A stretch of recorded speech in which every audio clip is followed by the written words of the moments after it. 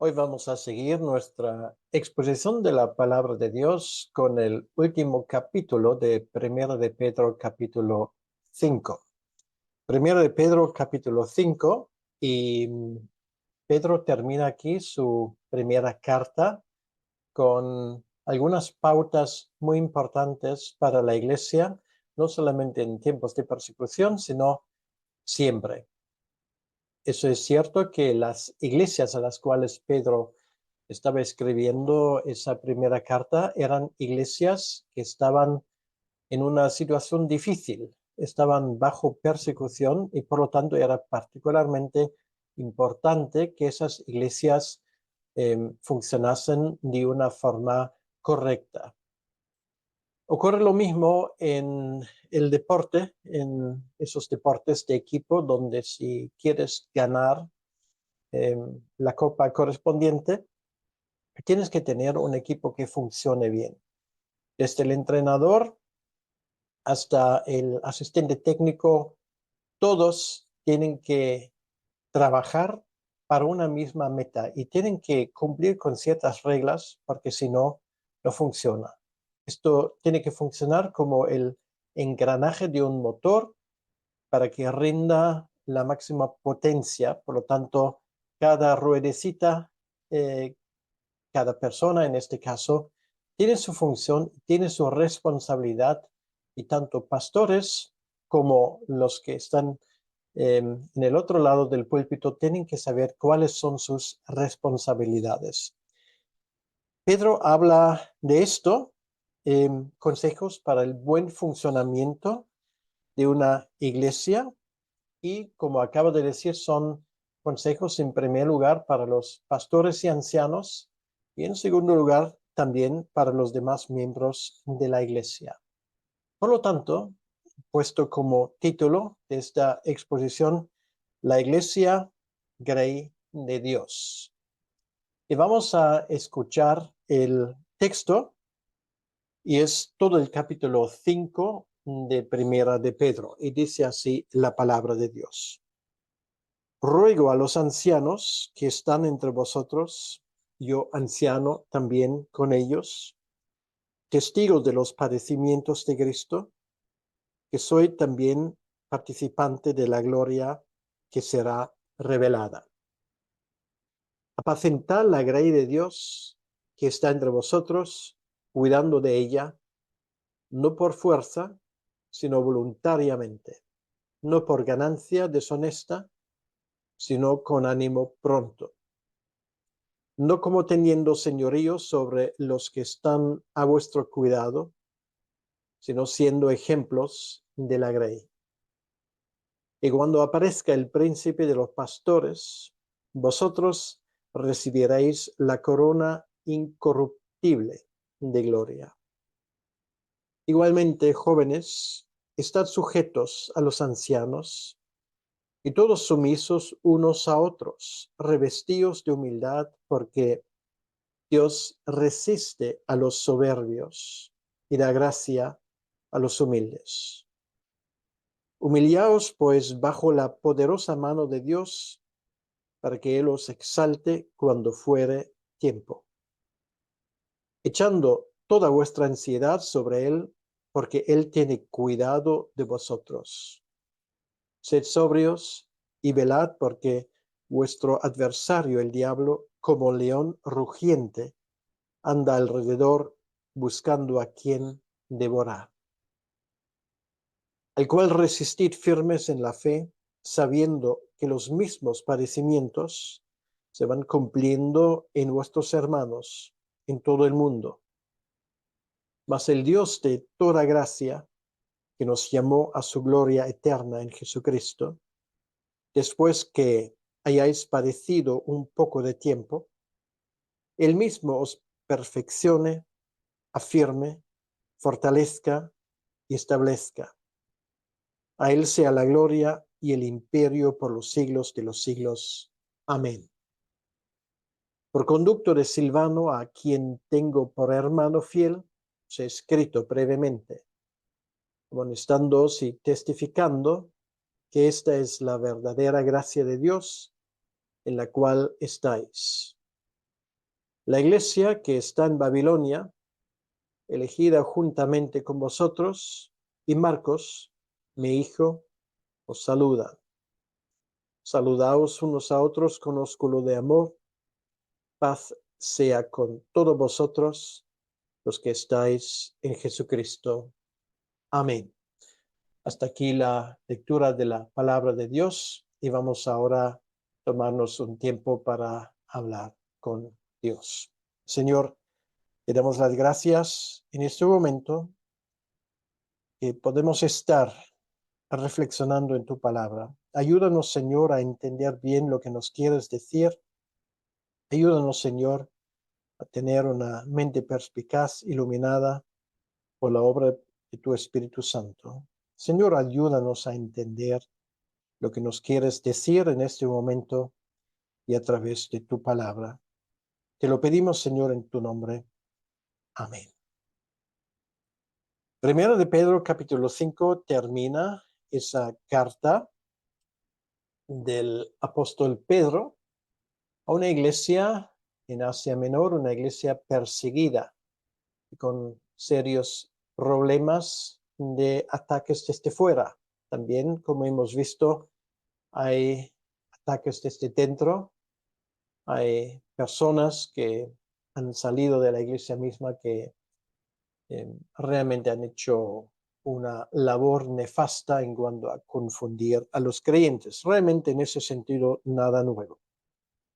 Bien, pues como hemos visto, este pasaje tiene dos partes. La primera parte es una palabra a los ancianos, donde se nos insta a los ancianos, a los pastores, de apacentar la grey. Esto es la palabra clave, apacentar, porque en este sentido, con esa palabra se resume todo lo que él dice.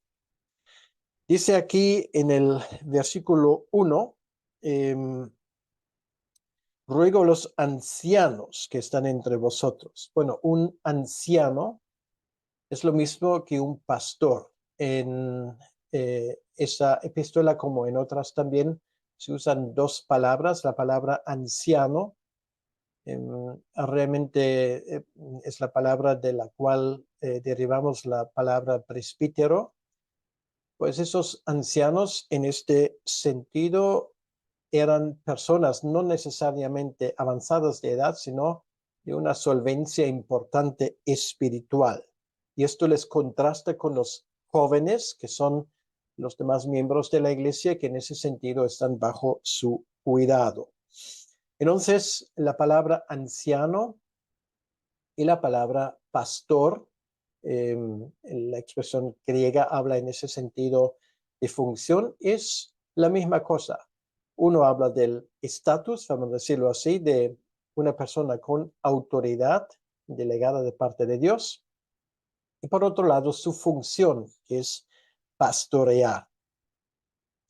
Entonces, Pedro habla como otro anciano más, como vemos en este versículo, y no como alguien que desconoce la realidad del ministerio. Aquí dice yo, anciano, también con ellos. Quiere decir, Pedro está muy consciente de lo que implica el ser pastor, lo que implica el ser anciano. Es testigo de los sufrimientos de Cristo. Esto era su función como apóstol, no solamente de los sufrimientos de Cristo, sino también de su resurrección.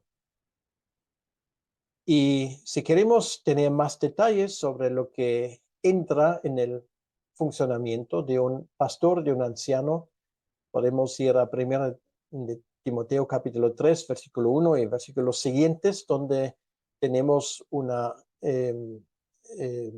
lista bastante extensa de lo que implican estas funciones. Pero hay, para decirlo así, dos tareas principales, o una tarea, porque al fin y al cabo llega a ser lo mismo, de un pastor, y esto es apacentar y pastorear. Y esto sale en la primera palabra del versículo 2. Esto es lo que un pastor hace con sus ovejas. por un lado, un pastor de ovejas reales hace esto, él cuida sus ovejas. Bueno, la ilustración más famosa es el Salmo 23 y es exactamente lo que también hace el pastor de una iglesia. Apacentar la grey de Dios que está entre vosotros. Por cierto, aquí dice la grey de Dios, no la grey del pastor. Y esto nos habla muy claramente de que el que es dueño de esas ovejas no es el pastor, es Dios. Y eso lo digo porque a veces tenemos la impresión de que más que un pastor considera a la iglesia como eh, posesión propia.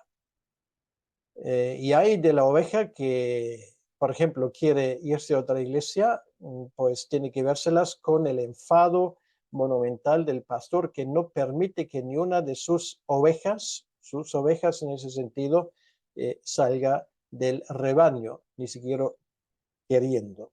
La grey es de Dios y por lo tanto, cualquier pastor tiene que tener mucho cuidado en no ir más allá de la autoridad que le fue dado de parte de Dios.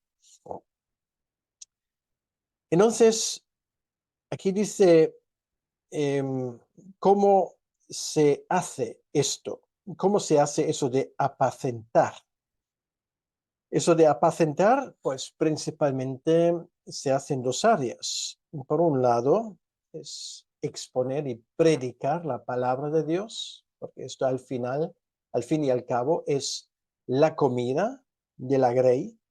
Entonces hay que ayudar a esas ovejas a crecer en la fe, hay que darles de comer y por lo tanto un pastor tiene la tarea sagrada de hacer todo lo posible para que su rebaño entienda esa palabra de Dios de una forma concreta eh, y de una forma que le ayude a crecer en la fe. Y la otra parte tiene que ver con la exhortación personal, tanto el ánimo como también la corrección. Evitar que se descarríen esas ovejas.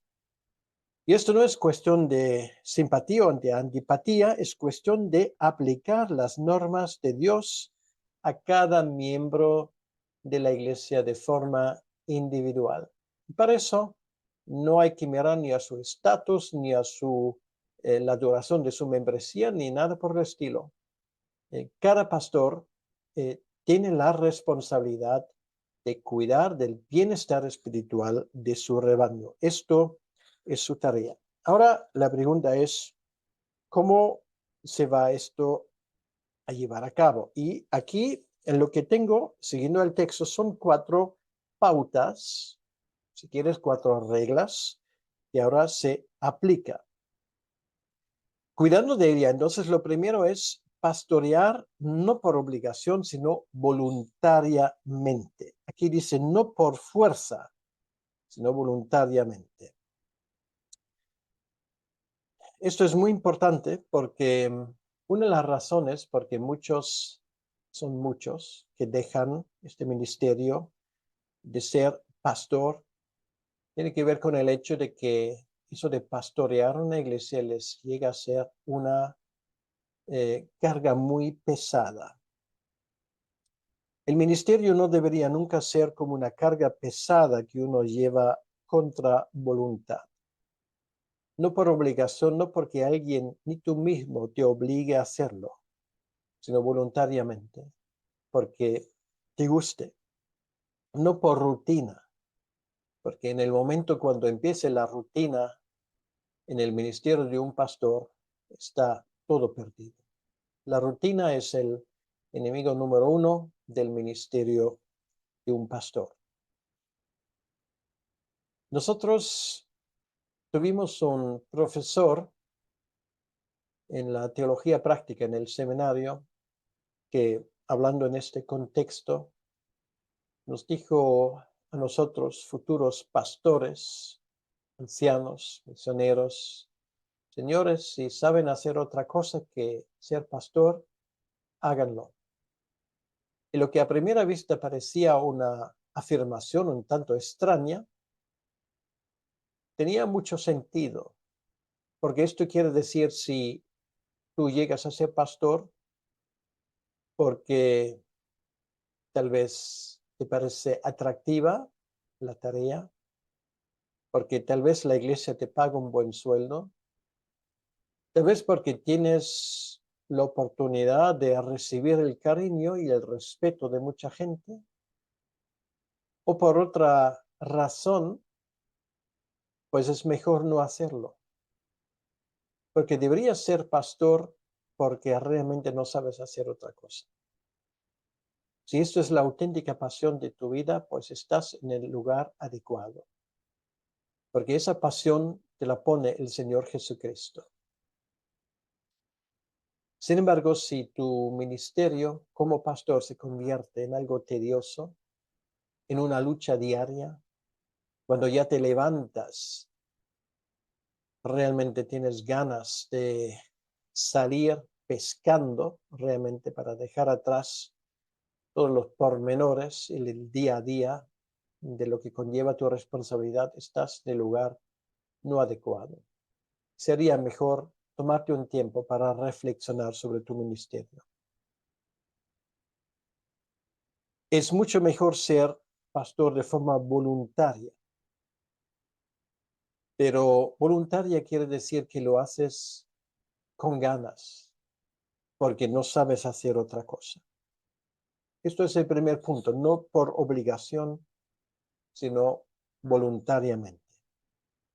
Segundo lugar, esto es muy importante, pastorear, hay que pastorear no por ganarse la vida, sino por haber sido llamado. Y estos son dos cosas diametralmente opuestos. Aquí dice, no por ganancia deshonesta, sino con ánimo pronto. Con ánimo pronto quiere decir porque el Señor te ha llamado. Por regla general, en la mayor parte del mundo, el ser pastor no figura precisamente entre los oficios mejor remunerados. En algunas partes del mundo sí, y esto es precisamente el problema, porque el figurar como pastor, pues siempre puede traerte algunos beneficios. Ahora, si son esos beneficios lo que tú buscas, realmente deberías mirarte al espejo y decir yo renuncio, porque esto no es razón suficiente para hacer tu trabajo.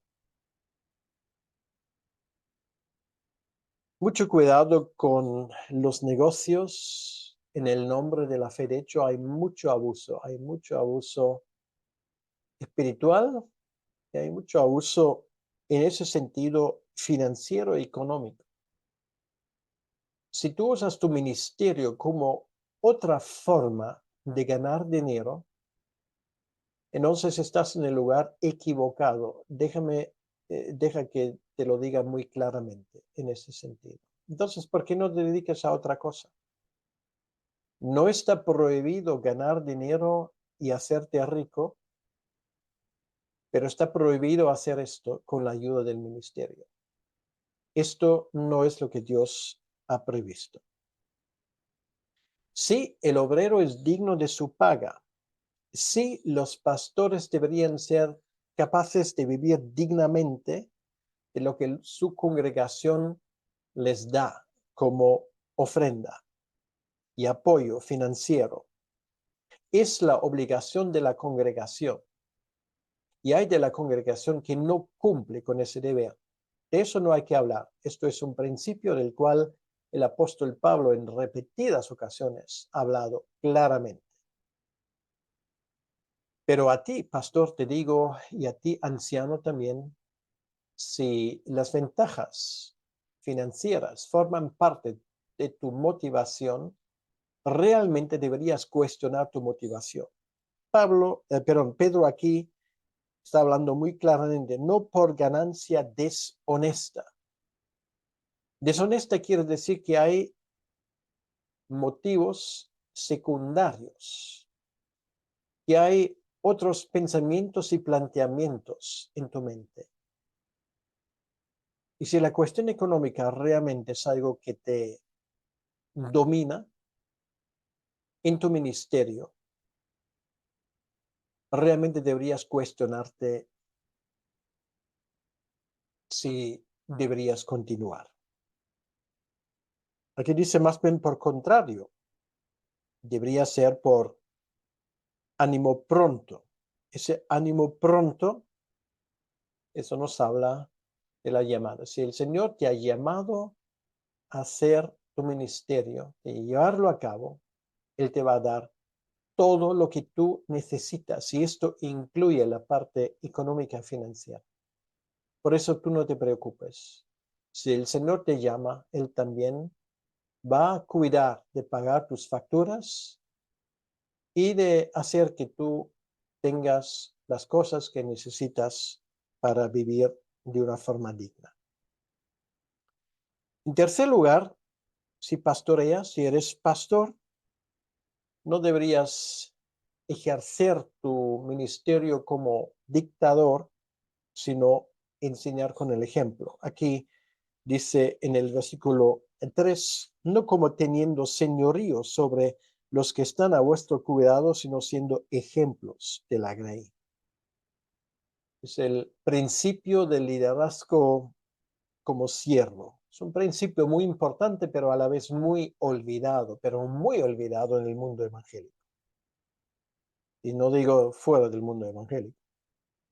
Hay demasiados caudillos, pequeños dictadores, reyezuelos en nuestras iglesias. Y al mismo tiempo faltan ejemplos, falta gente que lleva a cabo el liderazgo de una iglesia con humildad, con discreción. Hay mucho protagonismo, hay mucho dar un puñetazo en la mesa y luego decir aquí mando yo. Y aunque no se haga de una forma literal, pues muchas veces es suficiente con la forma no literal. Es cierto, nosotros en el mundo evangélico no tenemos un papa, no, tenemos decenas de miles. Y parece que cada pastor pues tiene sus opiniones y su teología que son inquebrantables e inapelables. Y hay de aquel que osa cuestionar algunas de estas cosas. La cuestión no es en primer lugar la doctrina es muy importante. La cuestión es si tu forma de actuar no apoya tu doctrina, entonces para poco te sirve insistir en la doctrina correcta. La cuestión no es imponer, la cuestión es dar ejemplo. Y hace falta más paciencia, hace falta más tiempo hacerlo de esa manera, pero es lo más efectivo. Enseñar con el ejemplo. Y ejemplos nos faltan por todos los lados. Vamos a tomar la famosa doctrina de la soberanía divina. Es muy importante esa doctrina. Pero si esa doctrina y todo lo que implica no se refleja en tu ministerio, y si la gente no ve en tu forma de actuar que tú crees en un Dios soberano, no, perdón, no sirve para nada que domingo tras domingo insistas en esa doctrina, porque la gente simplemente no te lo cree, porque ve que tu vida actúas por otros parámetros. El que nos ha dado el mejor ejemplo de enseñar de forma humilde es nuestro Señor Jesucristo mismo. Él era manso, él era humilde, él enseñó con el ejemplo, sí, enseñaba y a veces usaba palabras muy claras, pero sobre todo era su forma de actuar que subrayó lo que él enseñó. En cuarto lugar, lo tenemos en el versículo 4, donde dice, y cuando aparezca el príncipe de los pastores, vosotros recibiréis la corona incorruptible de gloria. Pues esto es lo que estamos esperando, pastorear el cuarto punto, sabiendo que nuestra recompensa está con Jesucristo. La recompensa no es nuestro sueldo mensual, la recompensa no es alguna que otra ofrenda extra, la recompensa no es la admiración de la gente, la recompensa no es un like que se pone debajo de una palabra bien pensada en Facebook. No, esto no es nuestra recompensa. Nuestra recompensa está en Jesucristo y será visible cuando nuestro Señor venga o cuando nosotros vayamos a estar con Él. Por lo tanto, si eres pastor, si eres anciano, si ostentas cualquier función en una iglesia, déjame decir lo que esto significa. Eso significa que tú no esperes nada de las personas, esperas todo de parte del Señor. No esperes que la gente te dé las gracias. No esperes reconocimiento público de tu ministerio. No esperes que ellos te feliciten por el día del pastor, ni esperes que ellos se acuerden de tu cumpleaños. No esperes ni siquiera gratitud. Ahora, si recibes ese tipo de cosas, puedes considerarlo como un regalo adicional de parte del Señor. Pero esto a ti en tu ministerio no debería influenciarte para nada, porque tu recompensa no depende de esas cosas. ¿Sabes lo que será tu recompensa y la mía? Pues serán las palabras del Señor Jesucristo: bien hecho, siervo fiel. Esto es lo que nosotros esperamos finalmente. Y con esto, con el saber que hemos desempeñado nuestro ministerio, con la ayuda del Señor, nos debería ser suficientes.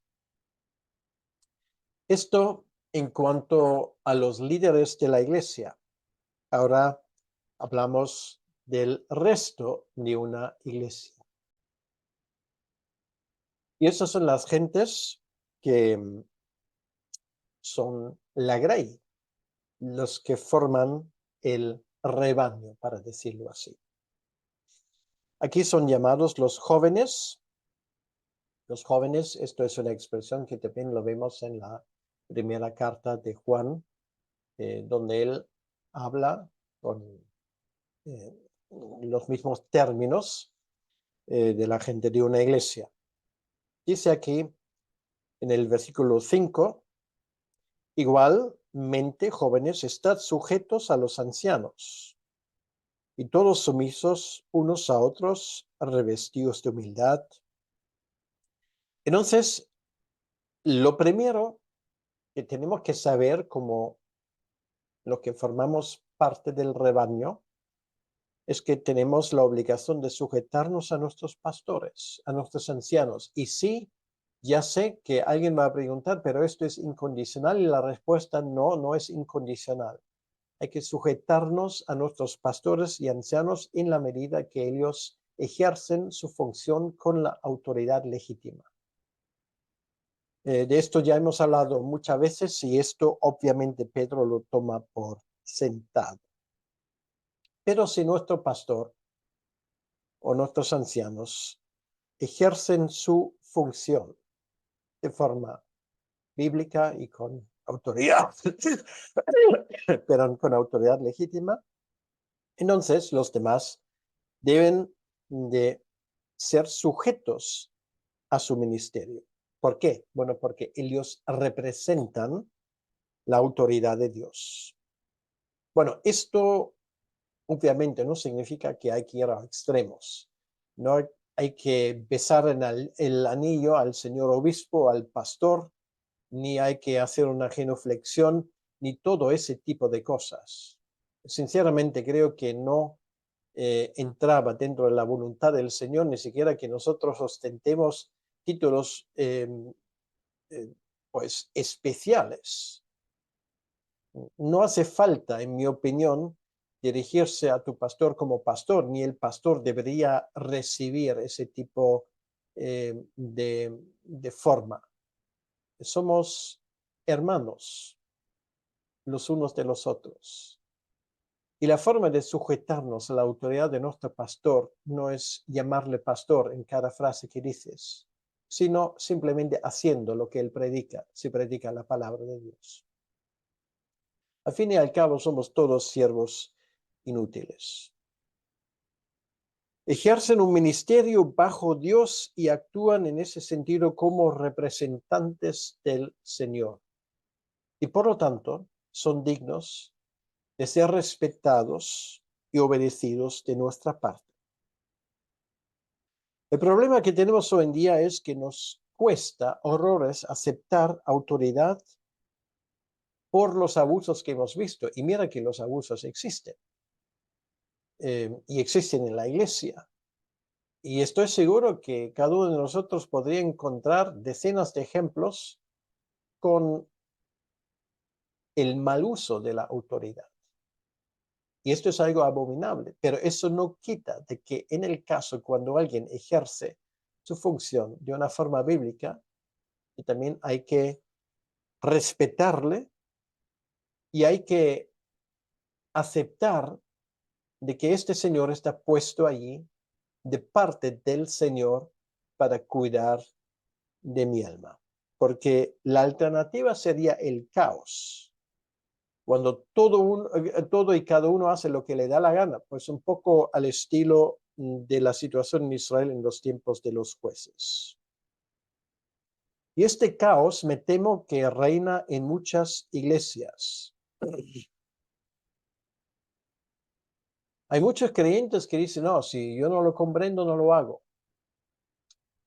Pues si tienes un pastor que en otras áreas ha demostrado que predica de forma bíblica, tienes que hacer también lo que tú no comprendas, porque muchas veces hay que hacer, aunque no lo comprendamos, siempre que venga de una persona que ha demostrado obedecer y ser temeroso de parte del Señor. Así nos han educado nuestros padres y así los padres hemos educado a nuestros hijos. Y esa forma de autoridad también vemos en otras áreas. O esa otra forma, si el Señor no me lo dice, no lo hago. Es tremendo la forma como algunos creyentes, entre comillas, se intentan escabuir de su responsabilidad de corregir y dejar que alguien les corrija en su vida. Eso de si el Señor no me lo dice, no lo hago, suena muy espiritual, pero es realmente una forma de rebeldía. Por lo tanto, Pedro dice aquí claramente que tenemos que estar sujetos a los ancianos. Y ahora, mira, todos sumisos unos a otros, revestidos de humildad, que incluye a los pastores. Esto es el segundo punto. Esto se refiere también en cuanto a nuestra relación con los demás miembros de la iglesia. Esto se debería llevar a cabo en términos de humildad y sumisión. La humildad es la virtud central, debería ser lo de nuestro comportamiento. Así evitamos muchos problemas, no todos los problemas, pero muchos problemas. La humildad es la mejor manera de mantener la paz dentro de una iglesia. Muéstrame una iglesia donde reina el descontento y las luchas, y te mostraré una iglesia cuyos miembros no saben nada de humildad. Y de esas iglesias hay muchas. Un siervo de Cristo no tiene derechos en los cuales pueda insistir.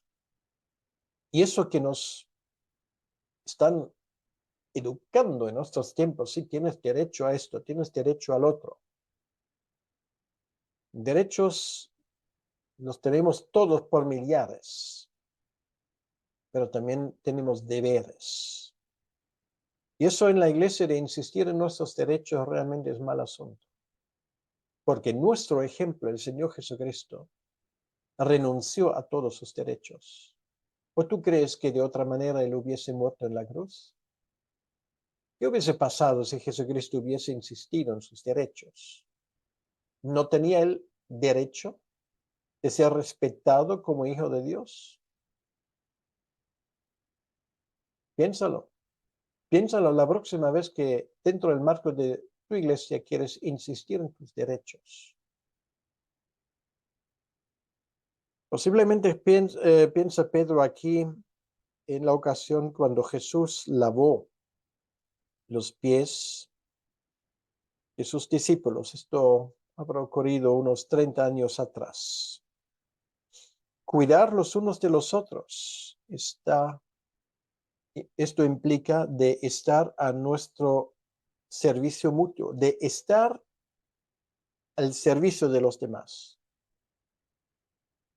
Entonces, esto es muy importante para que lo tomemos en cuenta. Y lo siguiente, en el versículo 6 y 7, pues viene el ejemplo. Humillaos pues bajo la poderosa mano de Dios para que Él os exalte cuando fuere tiempo, echando toda vuestra ansiedad sobre Él, porque Él tiene cuidado de vosotros. Ahora, ¿cómo se hace esto? ¿Cómo se llega a ser humilde? Aquí tenemos la respuesta, echando nuestra ansiedad sobre Él. Así reconocemos que Él tiene la responsabilidad de nuestra vida. Porque si no somos capaces de hacer esto, lo que decimos a Dios, tú no reinas en nuestra vida. El que se preocupa continuamente dice, Dios, tú no eres capaz de cuidar de mi vida. Esto es un pecado. Dios tiene cuidado de tu vida. ¿Y por qué no somos capaces de captar este mensaje? Su mano es una mano poderosa. No le faltan los medios. Tus incertidumbres y tus fracasos, Dios cuida de todo ello. Si tú intentas llevar tus cargas, tú mismo pones en duda de que Dios es capaz de cuidar de ti. Dudas de que Dios es capaz de proveer todo lo que tú necesitas. Y así no vas a seguir adelante con Dios. Esto es el tercer punto. Humíllate delante de Dios. Esto es tu obligación como oveja, como parte del rebaño. Y luego viene el cuarto punto. Hay que ser sobrio y velar. Sed sobrios y velad, porque vuestro adversario, el diablo, como león rugiente, anda alrededor buscando a quien devorar. Ser sobrios es un contraste con las borracheras, también las borracheras espirituales. Excluir la mente de nuestras experiencias con Dios es una borrachera espiritual, entre comillas. En nuestro tiempo, en todos los tiempos, pero particularmente en nuestro tiempo, hace falta sobriedad. Percibir la realidad tal y como está. Esto implica no peregrinar de un gurú evangélico al siguiente en búsqueda de siempre nuevas experiencias más extravagantes. Sobriedad espiritual es lo que mucho nos hace falta en nuestros tiempos. La venida del reino de Dios no nos debe de llevar a especulaciones fantásticas, sino a la sobriedad de percibir la realidad como es. Tal vez Pedro recuerda aquí su experiencia en el jardín de Getsemaní, cuando ni siquiera era capaz de mantenerse despierto para orar junto con su Señor. Los discípulos se durmieron, vivieron estos últimos momentos con su Señor como fuera de la realidad. Es el ejemplo visual de la iglesia de Cristo en nuestros días, me parece. Los discípulos durmiendo. Lo que es importante, por lo tanto, lo que dice ese texto es vigilar y orar. No somos atentos porque no oramos. No hay nada más preocupante que la falta de oración que nos lleva directamente a una falta de sobriedad. Una iglesia que no ora con fervor no merece ese nombre. Un creyente que no se dedica antes que nada a la oración fácilmente es engañado, sobre todo si además descuida su lectura y su estudio de la palabra de Dios. Aparte de la oración no vemos nada salvo tal vez fuegos de paja que enseguida se extinguen. Y finalmente, como último consejo, es resistir al diablo, al cual resistid firmes en la fe, sabiendo que los mismos padecimientos se van cumpliendo en vuestros hermanos en todo el mundo.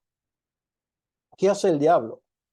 Como dice su propio nombre, diabolos en griego significa el que confunde, él causa confusión. Él intenta destruirnos. Hoy en día la estrategia más bien es ángel de luz, llevar a cabo el engaño de una forma fina, difícil de averiguar a veces, pero las intenciones son las mismas y a veces en muchos países de ese mundo él ataca frontalmente. Bueno, ¿cómo se resiste al diablo? Con una fe firme. A Satanás se le vence por la fe, no por otra cosa. La fe que nace de la palabra de Dios. Pedro nos ha hablado lo que nuestros deseos como creyentes deberían ser para hacernos más efectivos en nuestra fe. Ahora, él nos dice lo que Dios va a hacer en nuestras vidas. Mas el Dios de toda gracia, versículo 10, que nos llamó a su gloria eterna en Jesucristo, después que hayáis padecido un poco de tiempo, él mismo os perfeccione, afirme, fortalezca y establezca. Esto es el efecto positivo del sufrimiento. Debería ser un privilegio para nosotros darnos cuenta de que Dios no nos deja perecer en los sufrimientos, sino en los sufrimientos nos lleva a la madurez, nos fortalece, nos afirma, nos establece, nos da estabilidad. Esto es el programa de Dios con su rebaño. Este capítulo nos ha querido dar algunas pautas de cómo conseguirlo. Y finalmente, ahora Pedro concluye la carta con algunas salutaciones. Él menciona a Silvanos, su nombre breve es Silas, su amanuense. Él es mencionado en 2 Corintios 1:19.